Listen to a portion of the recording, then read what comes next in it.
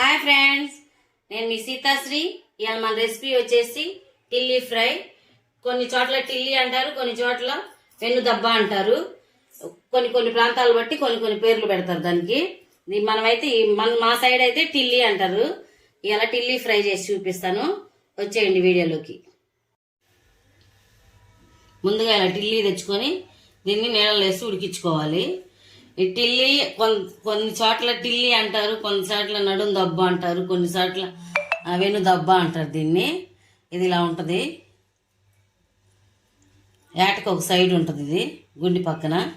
ఇది ఇలా తెచ్చుకొని దీన్ని ఉడికించుకుందాం. దీంతోపాటు మా ఆయన గుండికాయలు కూడా తెచ్చాడు, ఇవి కూడా కలిపి ఉడికిచ్చేస్తా.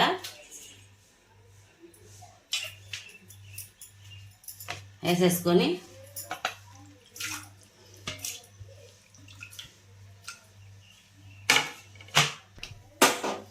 ఈ టిల్లీ ఉడికేదాకా ఉడికించుకుందాం. ఒక 5 నిమిషాలు అయితే ఉడికిపోయిద్ది. ఉడికినాక చూపిస్తా. ఉడికినవి దించుకుందాం.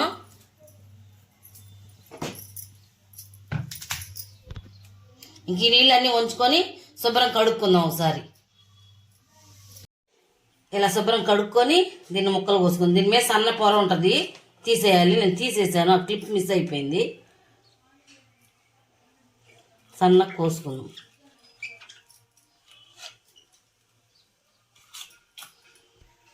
ఇలా పీసులు చేసుకొని ఇంకా కూర తయారీ విధానం చూపిస్తా, చూడండి. ఇలా గిన్నె పెట్టుకొని దానిలో 4 చెంచాలు ఆయిల్ వేసాను. ఆయిల్ కాగనిద్దాం. ఆయిల్ కాగింది. దీనిలో 2 పెద్ద ఉల్లిపాయలు, 3 పచ్చిమిరకాయలు వేసి పేస్ట్ చేసుకున్నాను. ఈ పేస్ట్ ఇందులో వేసేసుకున్నాం.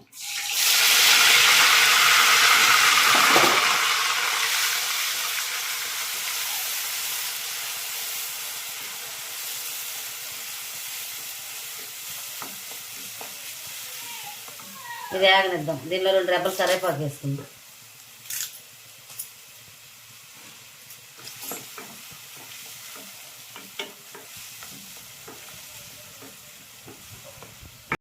చూద్దాం ఒకసారి. ఉల్లిపాయ పేస్ట్ మొత్తం వేగిపోయింది. దీనిలో అల్లం ఉల్లిపాయ పేస్ట్ వేసుకుందాం. 1.5 చెంచా అల్లం వెల్లిగడ్డ పేస్ట్. దీనిలో ఒక 1/2 చెంచా పసుపు, తగినంత సాల్ట్ వేసుకుందాం. బాగా అల్లం చిల్లిపాయ పేస్ట్ కూడా వేగేదాకా వేసుకుందాం.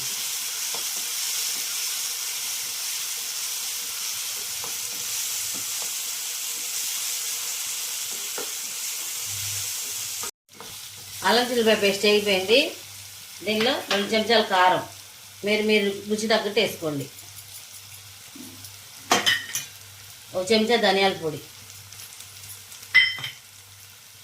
ఒక 1/2 చెంచా గరం మసాలా వేసుకొని కలుపుకుందాం.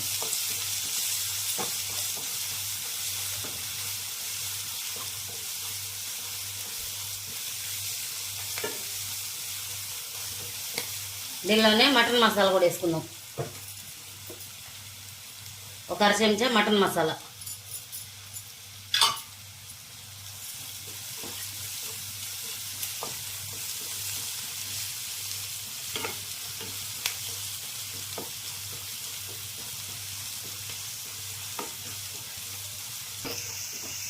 కారం మసాలా అంతా వేగిపోయింది. దీనిలో కొద్దిగా వాటర్ వేసుకుందాం. కొద్దిగా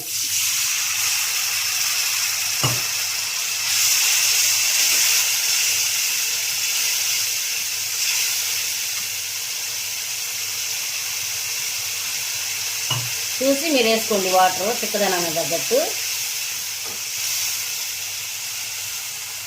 ఇది 2 నిమిషాలు ఉడకనిద్దాం.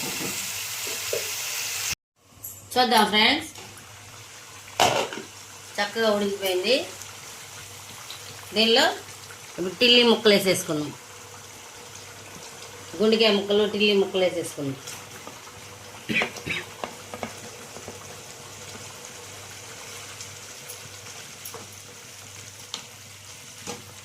దీన్ని ఒక 10 నిమిషాలు ఉడకనిద్దాం.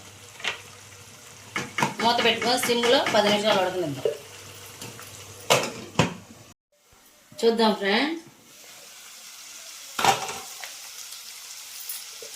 చక్కగా నీళ్ళని నిండిపోయినాయి చూడండి. దీనిలో లాస్ట్గా కొత్తిమీర వేసుకున్నాం.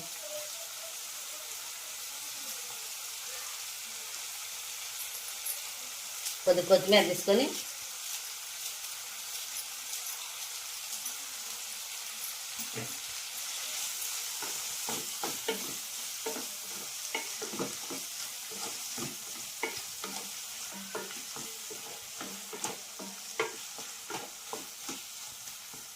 అయిపోయింది. స్టవ్ ఆఫ్ చేసుకొని సర్వ్ చేసుకుందాం.